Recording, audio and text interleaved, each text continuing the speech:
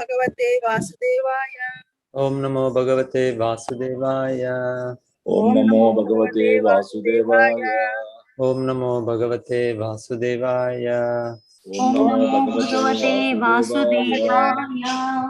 नारायणं नमस्कृत्य नरं चैव नरोत्तमं देवीं सरस्वतीं व्यासं ततो जयमुदीरयेत्। अष्टप्रायेषु भद्रेषु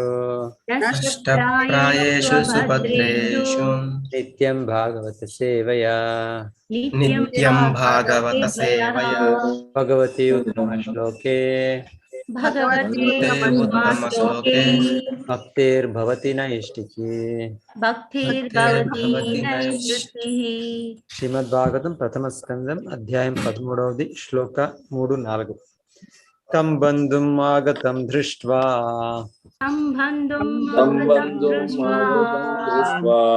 धर्मपुत्रः सहानुजः धृतराष्ट्रो युत्सुश्च दूतः शारद्वतः कृता गान्धारी द्रौपदी ब्रह्मन् सुभद्रा चोत्तरा कृपी अन्याश्च जामयो पाण्डुर् ज्ञातया ससुता स्त्रियः।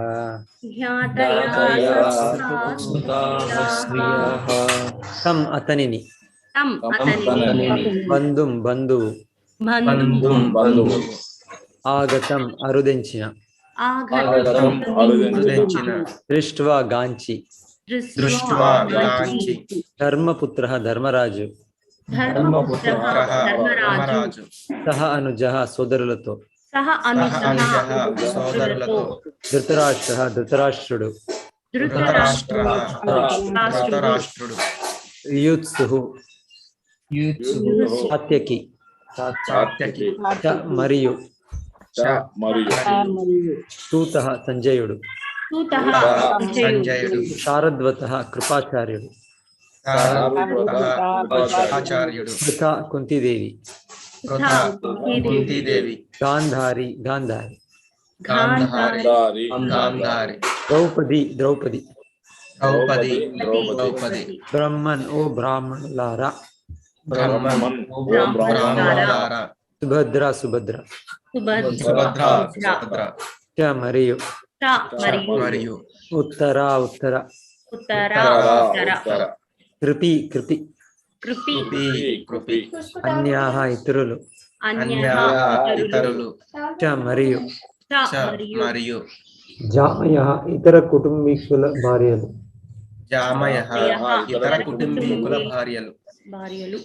పాండవుల యొక్క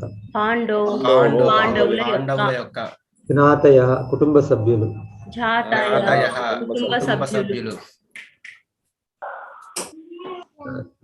ససుతాః వారి పుత్రులతో సహా స్త్రియః స్త్రీయులు విదురుడు ప్రాసాదమునకు తిరిగి వచ్చుటను గాంచినంతనే ధర్మరాజు అతని సోదరులు ధృతరాష్ట్రుడు సాత్యకి సంజయుడు కృపాచార్యుడు కుంతీదేవి గాంధారి ద్రౌపది సుభద్ర ఉత్తర కృపి కౌరవుల భార్యలు సుతులతో సహా పలువురు స్త్రీలు అందరూ గొప్ప ఉత్సాహంతో అతని చెంతకు వచ్చనిరి. వారు బహుకాలం తదుపరి తమ చైతన్యమును తిరిగి పొందినట్లుగా గోచరించెను. విదురుడు ప్రాసాదమునకు తిరిగి వచ్చుటను గాంచినంతనే ధర్మరాజు అతని సోదరులు ధృతరాష్ట్రుడు సాత్యకి సంజయుడు కృపాచార్యుడు కృపాచార్యుడు కుంతీదేవి కుంతీదేవి గాంధారి గాంధారి ద్రౌపది ద్రౌపది సుభద్ర సుభద్ర ఉత్తర కృపి కృపి కౌరవుల భార్యలు కౌరవుల సుతులతో సహా పలువురు స్త్రీలు అందరూ సుతులతో సహా పలువురు స్త్రీలు అందరూ గొప్ప ఉత్సాహముతో అతని చెంతకు చెనేరి గొప్ప ఉత్సాహము అతని చెంతకు చెల్లి వారు బహుకాలము తదుపరి వారు బహుకాలము తమ చైతన్యమును తిరిగి పొందినట్లుగా గోచరించారు. తమ చైతన్యమును తిరిగి పొందినట్లుగా గోచరించెను. ఈ పెద్ద భాష్యము ఒక క్యారెక్టర్ చదవండి. హరే కృష్ణ భాస్కరయ్య గారు హరే కృష్ణ చదవండి. గాంధారి ఇద్దరు చదవదాం. గాంధారి చదవండి. భాష్యము గాంధారి గాంధారి ప్రపంచ చరిత్రలో ఆదర్శనీయురాలైన సాధ్వి. గాంధార నేటి కాబుల్ నందలి కందహార్ ప్రాంతము రాజుకు సుబలుని తనయ అయిన ఆమె కన్యగా నున్నప్పుడు పరమశివుని పూజించాను. చక్కని భర్తను పొందుటకై హైందవ కన్యలు సాధారణంగా శివుని పూజించుచుందరు. ఈ విధముగా గాంధారియు శివుని సంతృప్తపరిచాను. అతని వరము ద్వారా 9 పుత్రులను పొందుటకు నిత్య అంధుడు అయినప్పటికీ ఆమె ధృతరాష్ట్రుని వివాహమాడాను. పరిణయమాడనున్న వ్యక్తి అంధుడని తెలిసినంతనే జీవిత సహచరుని అనుసరించుటకు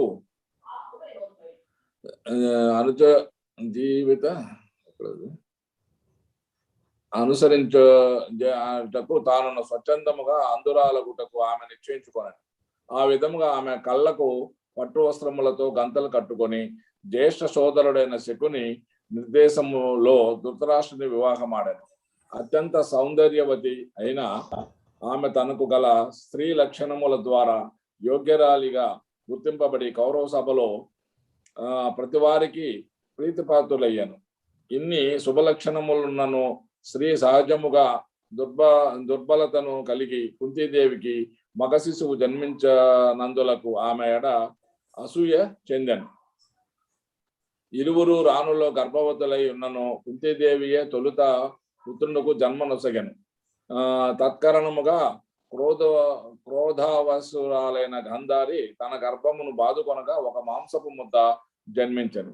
ఆమె వ్యాసదేవుని భక్తురాలైన కారణమున ఆయన ఆజ్ఞ మేరకు ఆ మాంసం ముద్దను 100 భాగములుగా విభజించగా ఒక్కొక్క భాగము నుండి ఒక్కొక్క మగ శిశువు జన్మించెను. ఆ విధముగా 100 పుత్రులను తల్లి కావాలనను ఆమె కోరిక సఫలమయ్యాను. పిమ్మట ఆమె తన సంతానమునంతటిని ఘనమైన స్థితికి తగినట్లుగా అతి ఘనముగా పెంచెను. కురుక్షేత్ర యుద్ధము కుట్ర సాగునప్పుడు పాండవులతో యుద్ధము చేయుటకు ఆమె సమ్మతించలేదు. పైగా అట్టి సోదరఘాతకమైన యుద్ధమునకు ఆమె తన భర్త అయిన ధృతరాష్ట్రుని నిందించెను.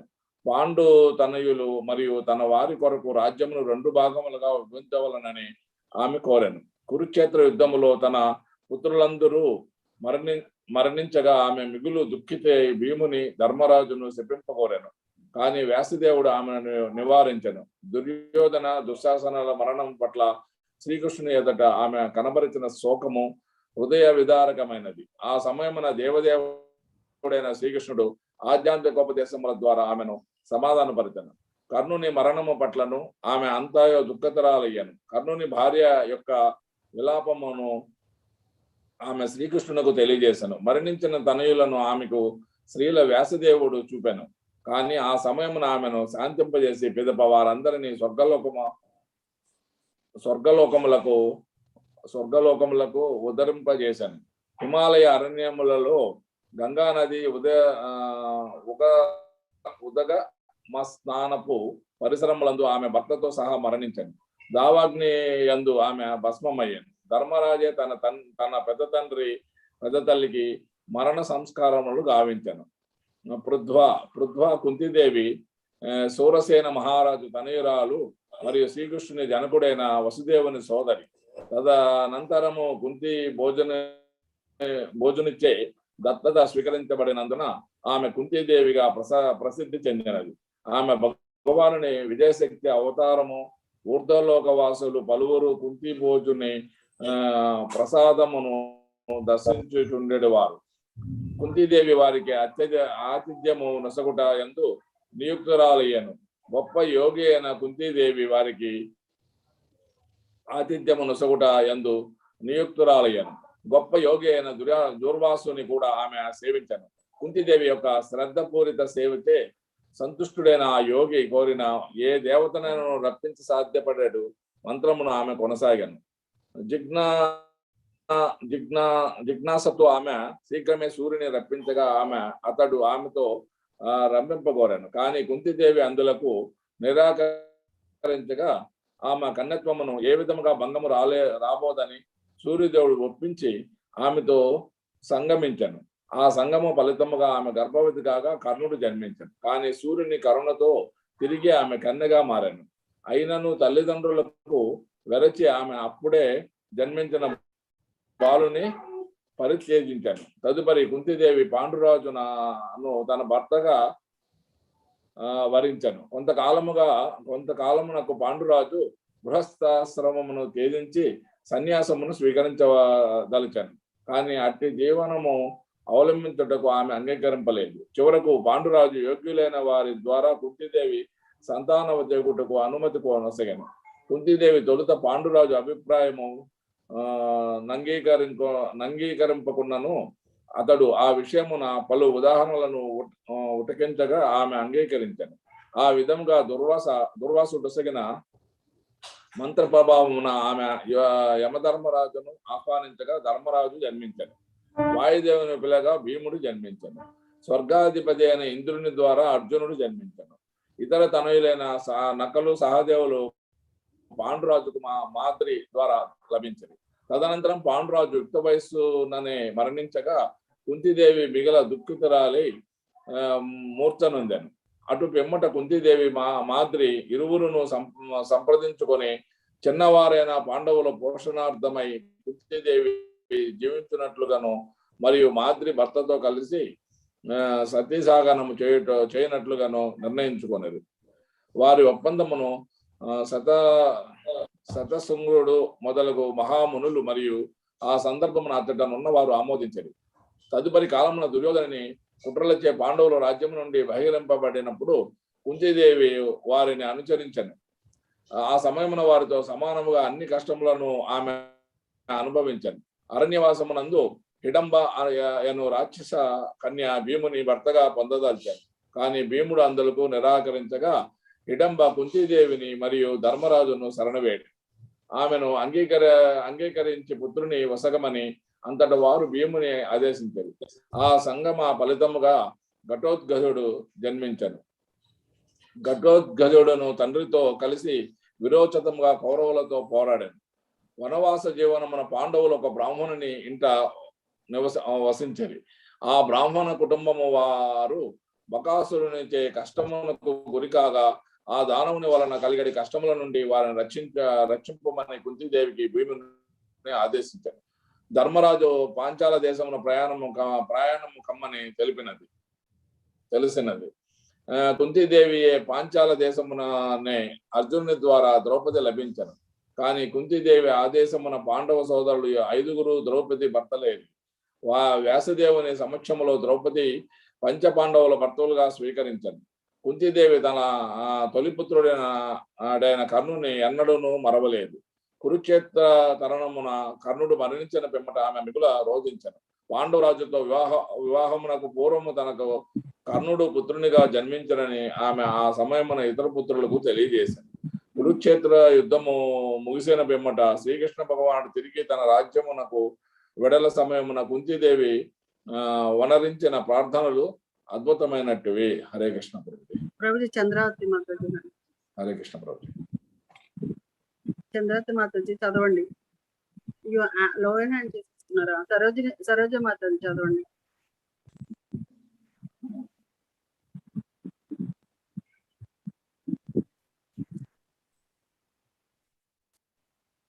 అదేంటి? హరే కృష్ణ ప్రభుజీ, కొంచెం పైకి స్క్రోల్ చేయరా?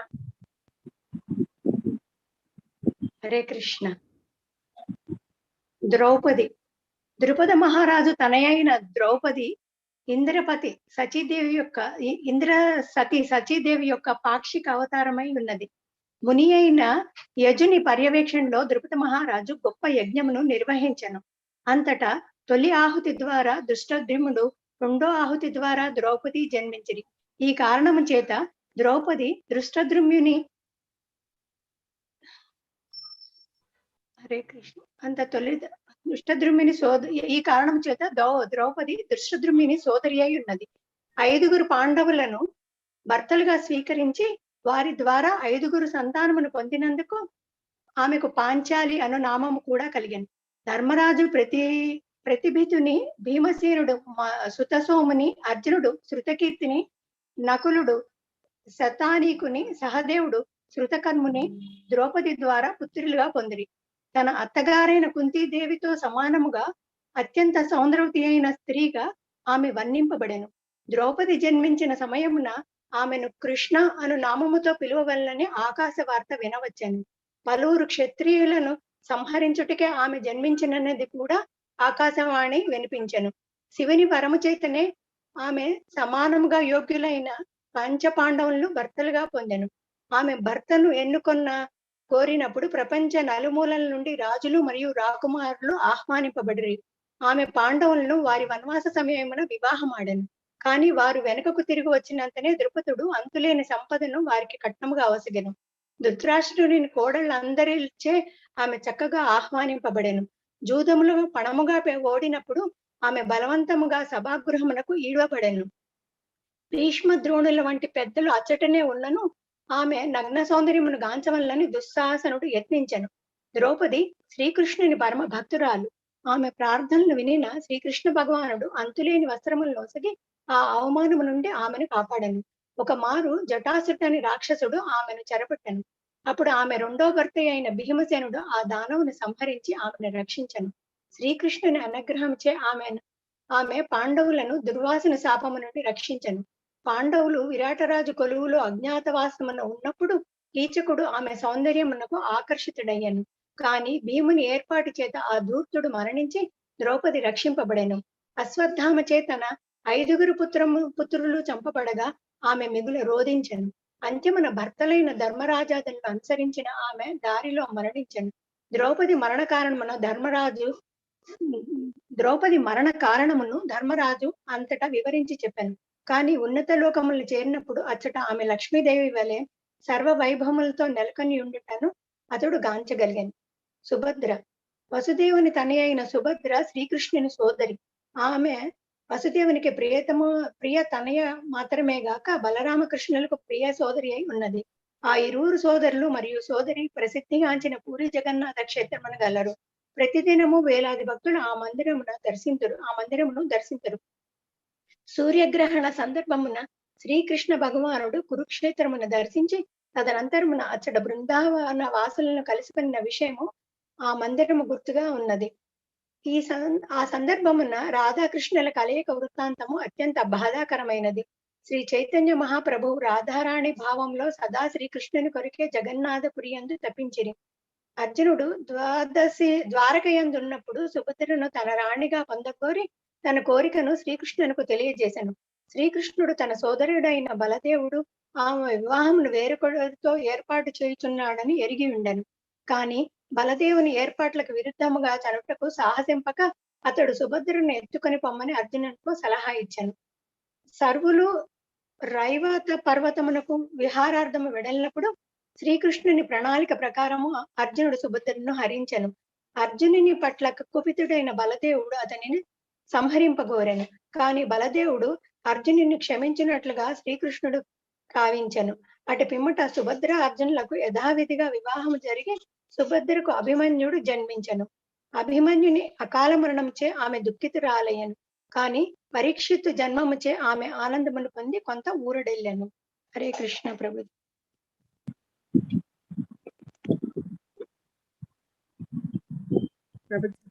ఇంకొక 2 చదివేస్తాం అనుకుంటాను. ప్రత్యుజ్జగ్ముః ప్రహర్షేణ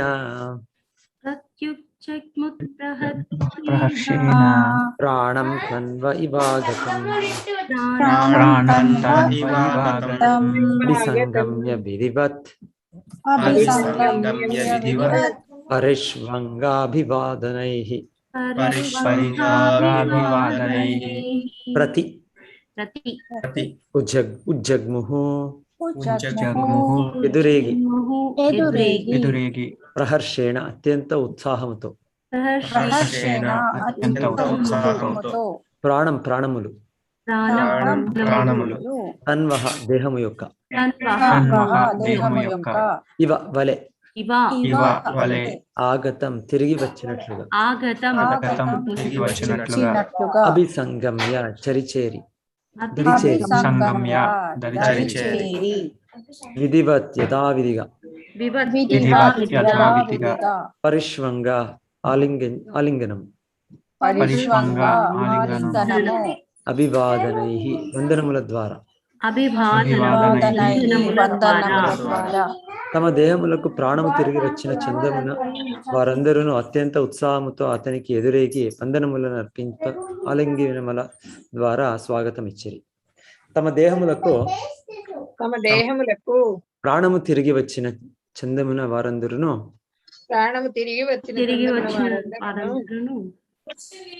అత్యంత ఉత్సాహముతో అతనికి ఎదురేగి వందనములు అర్పించి ఆలింగనముల ద్వారా స్వాగతం ఇచ్చిరి.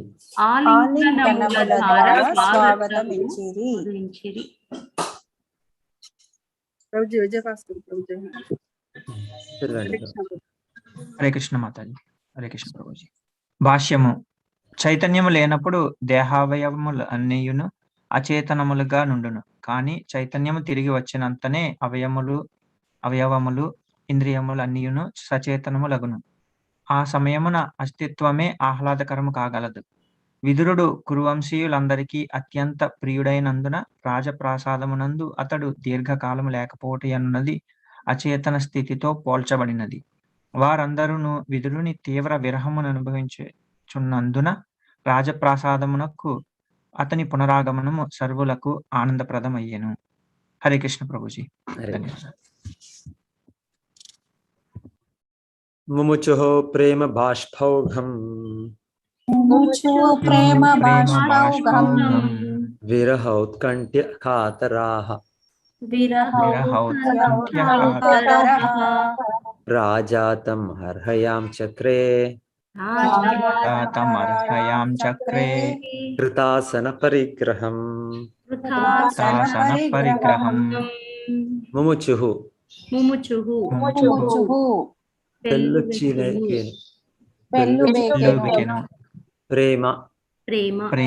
ప్రేమమయమైన బాష్ప ఓఘం బాష్పములు విరహం ఔత్కంఠ్యత ఆతరాహ కలిగిన వారై రాజు ధర్మరాజు విదురునికి అర్హయం చక్రే ఒసగెను కృత ఉనరించి ఆసన ఉచిత ఆసనము పరిగ్రహం ఏర్పాట్లు దీర్ఘకాల విరహం మరియు ఉత్కంఠత కారణమున వారందరూ ప్రేమతో రోధించారు. పిమ్మట ధర్మరాజు ఉచిత ఆసనమును యథావిధిగా ఆహ్వానించెను. దీర్ఘకాల విరహం మరియు ఉత్కంఠత కారణమున వారందరూ ప్రేమతో రోధించేది. పిమ్మట ధర్మరాజు అతనికి ఉచిత ఆసనమును నొసగి యథావిధిగా ఆహ్వానించారు.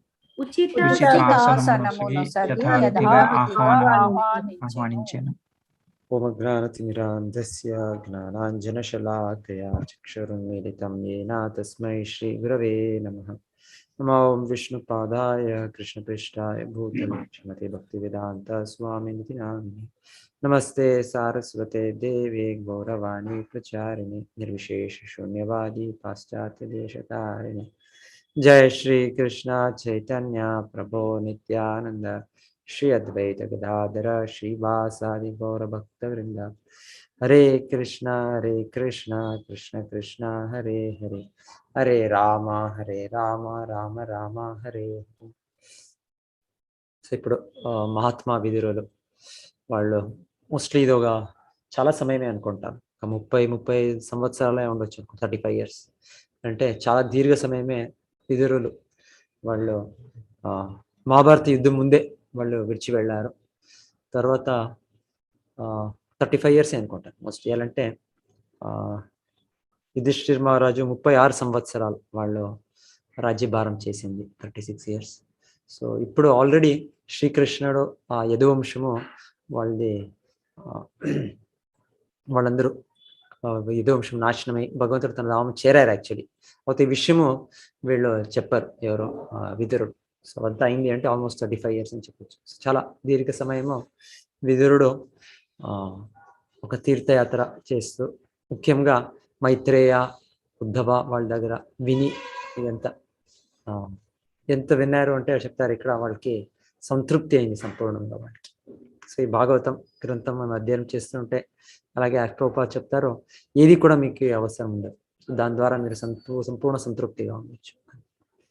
సో విదురుడు ఇప్పుడు వచ్చింది కారణము ఇంకేం మరలా వచ్చి అంత నా సోదర పుత్రులు వాళ్ళు నన్ను బాగా చూసుకుంటారు, నాకు బాగా ఒక ఫెసిలిటీస్ ఇస్తారు అని వాళ్ళు రాలే. వాళ్ళు విదురుడు వచ్చింది తన జ్యేష్ఠ సోదరుడు ధృతరాష్ట్ర ఇంకా కూడా వాళ్ళు ఏది ఒక ఆధ్యాత్మిక దృష్టి లేక భౌతికంగానే ఏమి నిస్సహాయకంగా వాళ్ళు ఉన్నారు. నిస్సహాయకంగా వాళ్ళ పుత్రులు లేరు, ఎవరు లేరు. పోతే కూడా ధృతరాష్ట్రుడు ఇంకేమి నాకు ఇంకేం స్థితి లే, మనకి ఇంకేం ఉపాయం లే నాకు అని వాళ్ళు తన సోదర పుత్రుడు వాళ్ళు ఇచ్చే ఒక దీన్ని గౌరవంతో వాళ్ళు దాన్ని స్వీకరించి ఉన్నారు. సో దాన్ని మరలా వాడికి ఆధ్యాత్మికం ఒక ఇది ఇవ్వాలి అనే కారణంగా విదురుడు వచ్చిందంటే, విదురుడు వచ్చి కొంత రోజులు నేను కూడా కొంచెం ఆరామ ఉంటాను అంత ఇది అని రాలేవాడు. వాళ్ళు వచ్చింది ఒక దృష్టినే, ఒక కారణమే, ఒక లక్ష్యం వాళ్ళది, ధృతరాష్ట్రుని మరలా వాళ్ళకి ఆధ్యాత్మిక ఇది ఇవ్వాలి అనే దానికి వచ్చారు. సంపూర్ణ లైఫ్ వాళ్ళు ట్రై చేశారు, లేదు వాళ్ళు చేంజ్ కాలేదు. అయితే ఇప్పుడు లాస్ట్గా వాళ్ళు చేంజ్ అవుతారు. వాళ్ళు దానికోసం ఆ కారణం అనే వచ్చారు. ఇంకేమి వాళ్ళు మనం ఏదైనా చేస్తే ఏదో ఒక ఉద్దేశం ఉంటుంది మాకు. నేను ఏమైనా మీకు ఏమైనా చేయాలంటే నాకు ఇంకొకటి ఉద్దేశం ఉంటుంది, మీరు ఏమైనా నాకు ఇచ్చేస్తుంటే ఒక ఉద్దేశం. సామాన్యంగా వ్యవహారంలో ఒక ఉద్దేశంతో మనము మన కార్యకలాపాలు ఉంటుంది. విదురుడిదే ఇప్పుడు వాళ్ళు ఏమి ఇది ఉద్దేశం, ఒక ఉద్దేశమే. ఆ స్థానంలో ఉండే వ్యక్తులది మనకు వాళ్ళు ఆధ్యాత్మిక ఒక ఇది మనకి ఒక మార్గదర్శనం ఇచ్చేదానికి అదొక ఉద్దేశం ఉంటుంది. సో వీళ్ళు మహాత్మ విదురుడు అదో దాని నుండినే వచ్చారు వాళ్ళు. సో వాళ్ళు వచ్చినాక వాళ్ళ బంధువులు వీళ్ళందరూ ఇక్కడ చెప్పినట్లు, సో అందరూ కూడా వాళ్ళకు అంటే మహాత్మ విదురు మొదటించినో వాళ్ళు hiరియలైన కారణం అందరికీ కూడా ఒక హితమే కోరుతుండ్రి, ఒక మార్గదర్శనం ఇస్తుండ్రి, అలా వ్యక్తినే వాళ్ళు. సో అందరికీ కూడా మరలా మహాత్మ విదురుడు వచ్చారు అని చాలా ఆనందం. సో తిరిగి చెప్తుండే జీవము జరుగుతున్నట్లు అని చెప్తున్నారు. ఇక్కడ అవయవాలకి ఇంద్రియాలకి మరలా శక్తి దొరుకుతున్నట్లు అలా అయింది అని చెప్తున్నారు. సో ఇక్కడ ప్రభుపాదలో ఈ వ్యక్తుల గురించి కొంత ఎక్స్ప్లెనేషన్, గాంధారి, కుంతీదేవి, ఇంకా ఇక్కడ ఎవరు సుభద్ర, ద్రౌపది, వాళ్ళ నలుగురు గురించి ఇక్కడ ఒక. సో గాంధారి సామాన్య వ్యక్తి కాదు, వెనకాల కూడా వాళ్ళ ఇంట్రడక్షన్ వినింది. ఎవరు భీష్మ పితామహ దేహత్యాగం చేసే అధ్యాయంలో కూడా అలాగే చెప్పారు, వాళ్ళు చాలా గొప్ప వ్యక్తి అని గాంధారి. సో ఇప్పుడు కూడా మరలా వాళ్ళ గురించి ఆచార్యలో ఒక ఎక్స్ప్లెనేషన్ ఇస్తుండేది. సో రాజకుమారి అయితే కూడా తన భర్తడిని సంపూర్ణంగా పాలించాలి అనే కారణమైన వాళ్ళు కూడా వాళ్ళకి కళ్ళకి ఒక వస్త్రం ధరించింది. తర్వాత వాళ్ళు ఈ మహాభారత యుద్ధంలో వాళ్ళకి ఇష్టం ఉండలే, వాళ్ళకి ఇద్దరు వీళ్ళు కూడా 50-50 అలాగో వాళ్ళు స్వీకరించాలని ఒక ఇది ఉండే. కాకపోతే ఎవరు వినలే వాళ్ళ మాట. సో తర్వాత వాళ్ళు యుధిష్ఠిర ఇది భీమసేనుని శాపం ఇవ్వాలి ఉన్నారు అనుకుంటారు. పోతే ఎలా దాన్ని కూడా నిలిపారు. అంటే చాలా వాళ్ళ తపశ్శక్తి ఉండే గాంధారికి. సో ఎవరైనా కానీ చెప్తారో కొంత నియమాల్ని పాలించితే వాళ్ళకి చాలా శక్తి వస్తుంది. శక్తి ద్వారా వాళ్ళు ఎవరికైనా బ్లెస్సింగ్ ఇవ్వచ్చు, లేకుంటే ఎవరికైనా వాళ్ళు శాపం ఇవ్వచ్చు, అది ఉంటుంది. సో గాంధారికి తన పుత్రుడు దుర్యోధనుడికి వరం ఇచ్చేది మేము వింటాం. వాళ్ళ దేహం సంపూర్ణ ఐరన్ ఇనుముగా మారినట్లు అవుతుంది అంత శక్తియుతంగా. సో ఇంకా ఒక శాపం ఇచ్చే శక్తి కూడా ఉంది వీటికి గాంధారికి. సో గాంధారి తర్వాత కుంతీదేవి ఇక్కడ చెప్తూ ఉండేది సక్సెస్ పొటెన్సీ భగవంతుడా ఏమో ఇది అవతారం అని చెప్తాను. కుంతీదేవి ఆమె భగవానుని విజయశక్తి అవతారం అని చెప్తున్నారు కృత కుంతీదేవి. సో సాక్షాత్ కృష్ణ తండ్రి వసుదేవ సిస్టర్ సోదరి.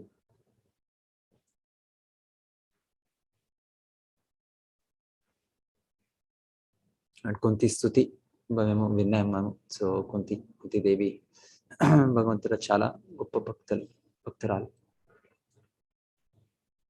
ఆమెకు పాండవుల తల్లి, పంచ పాండవులు అంత గొప్ప భక్తులు వాళ్ళ తల్లి. పాండు మహారాజు కూడా చాలా గొప్ప భక్తుడు. వాళ్ళ భార్య వసుదేవ వాళ్ళ సోదరి. సో అన్ని రకంగాను చాలా గొప్ప స్థితి. ద్రౌపది సుభద్ర వాళ్ళు కూడా చాలా గొప్ప భక్తురాలు ఇద్దరు. ద్రౌపది ఇక్కడ చెప్పింది పార్షియల్ ఇన్కార్నేషన్ చెప్తారు. లక్ష్మీదేవి ఒక పాక్షిక అవతారం అని చెప్తారు వాళ్ళ గురించి. ద్రౌపది సుభద్ర కూడా చెప్పింది యోగమాయ ఒక ఇది అని చెప్తారు, అవతారం అని చెప్పేది సుభద్ర. దానికోసమే ఏమో జగన్నాథ బలదేవ సుభద్ర వాళ్ళని పూజించేది.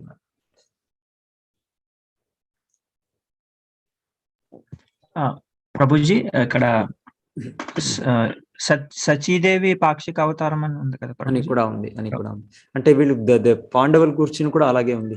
ఒక అంశము వీళ్ళది సాక్షాత్ భగవంతుడ నిత్య సహచర్యలు వీళ్ళు చెప్తారు. ఇంకొకటి దేవతా అంశం కూడా వీళ్ళ దగ్గర చేరింది అని చెప్పే మాట్లాడుతున్నారు. సో వీళ్ళు మరలా వెళ్ళేటప్పుడు ఒక్కొక్క టైము వీళ్ళు ఈ మహాభారతంలో చెప్పేది వాళ్ళు తిరిగి వాళ్ళు హెవెన్లీ ప్లానెట్ స్వర్గలోకంకి వెళ్ళారని. అయితే భాగవతం వినేది నేరంగా భగవద్ధాంకి వెళ్ళారు. సో చెప్పేది అక్కడ వాళ్ళ ఒక ఈ దేవతా అంశాలు అది వెళ్ళింది అని చెప్పింది. సో ఆ రకంగానూ చెప్పేది వాళ్ళు గురించి. వాళ్ళ అవతారం ఒక మూలంగా వాళ్ళు భగవంతుడు భక్తులు నిత్య సహచర్యలే పాండవులు. అయితే ఒక్కొక్క దేవతాంశాలు వాళ్ళకి చేరింది అని చెప్పే మాటలు కూడా ఉన్నాయి. సో అలాగే అనుకుంటాను ఇది కూడా ద్రౌపది కూడా. హరే కృష్ణ ప్రభుజీ. హరే కృష్ణ.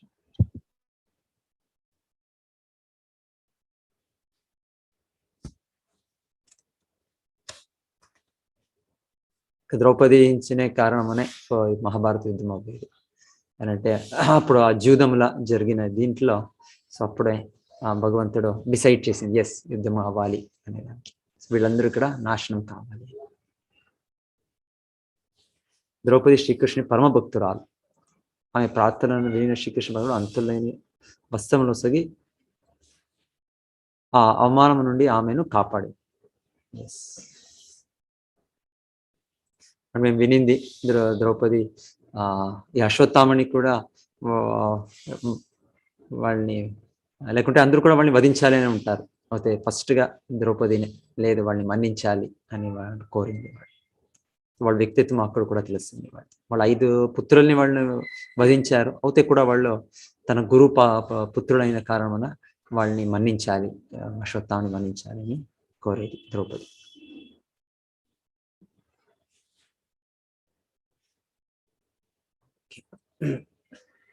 సో ఇప్పుడు యుధిష్ఠిర మహారాజు వాళ్ళు ప్రశ్నించేది మేము వింటాం. ప్రశ్నించే దాంట్లో వాళ్ళకి తెలుసు యుధిష్ఠిర మహారాజుకి విదురుడు మహారాజు విత్తుడు వచ్చింది ఇంకేమో కారణం మనకు కాదు అని వాళ్ళకి కూడా తెలిసి ఉంటుంది. ఇప్పుడు ప్రశ్నించుతారు కృష్ణుడి గూర్చి, యదువంశుడి గూర్చి. వాళ్ళు ఆ విషయం ఒకటి విడిచి అన్ని చెప్తారంట. ఏంటంటే ఆల్రెడీ యదువంశం నాశనం అయింది అయితే కూడా వాళ్ళు చెప్పారు. వాళ్ళు ఏంటంటే ఎంతో సమయం తర్వాత నేను వచ్చాను, మరలా వాళ్ళకి నా కారణంగా వ్యతాయాలు రావాలి, అది చూడాలి. వాళ్ళకి కాల సమయంలో ప్రతి ఒక్కటి అవుతుంది, ఒకరి మరణం అవుతుంది, ఇంకొకటి అవుతుంది. భౌతికంలో జగత్తుల సుఖ దుఃఖం వస్తుంది. సో దానికోసం వాళ్ళు అది విడిచి అన్ని వేరే విషయాలంతా చెప్పారు అని ఇప్పుడు మేము వింటాము. సో యదువంశ నాశనం గురించి చెప్పారు వాళ్ళు ఇద్దరు. వాళ్ళు ఇప్పుడు బోధనలో అందరికీ కూడా చాలా అంత కురు వంశంలో ఉండే అందరికీ కూడా చాలా ఒక ఇది దొరికింది అని చెప్తారు. అది ఉండొచ్చు, అది ఫోకస్ ధృతరాష్ట్రానికి అయితే ఆధ్యాత్మిక విషయాలు ఎంత ఒక దీనిగా ఉంటుందంటే అందరికీ కూడా దాని నుండి ఒక ఇది దొరుకుతుంది, ఒక ఉత్సాహం దొరికితే ఒక సరైన మార్గదర్శనం దొరుకుతుంది.